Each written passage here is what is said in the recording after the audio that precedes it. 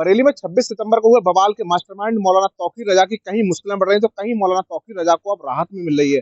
12 मुकदमे में 3 मुकदमे में मौलाना तौकीर रजा के लिए अब जमानत मिल गई है। वहीं पुलिस चार्जशीट का सिलसिला भी जारी कर दिया है।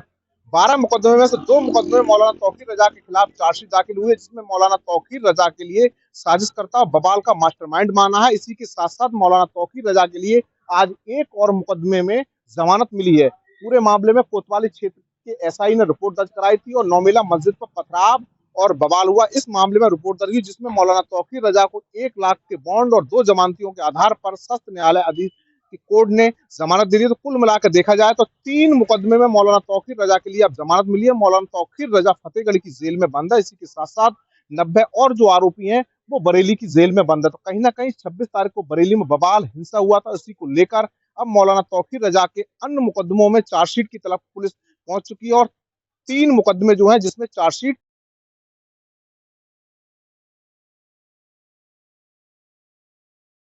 जो ऐसे आरोपी हैं इनके यहाँ बुलडोजर की भी कार्रवाई की गई है। मौलाना तौकीर रजा के जितने भी करीबी हैं उन पर शिकंजा कसा जा रहा है। पुलिस प्रशासन लगातार मुस्तैदी के साथ में उन पर कार्रवाई कर रही है।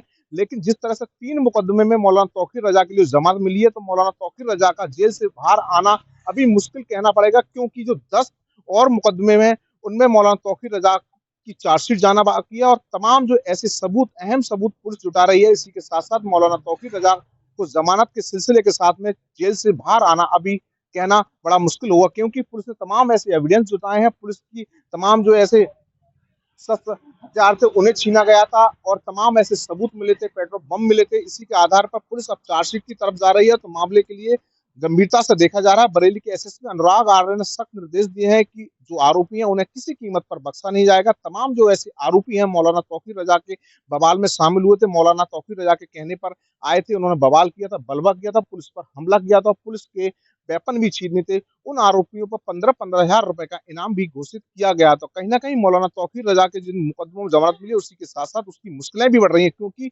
पूरे मामले में बवाल हिंसा के मामले में पुलिस अब चार्जशीट भी दाखिल करना शुरू कर दी गई है। कैमरामैन नितिन के साथ मनवीर सिंह, टीवी 9 भारत वर्ष, बरेली।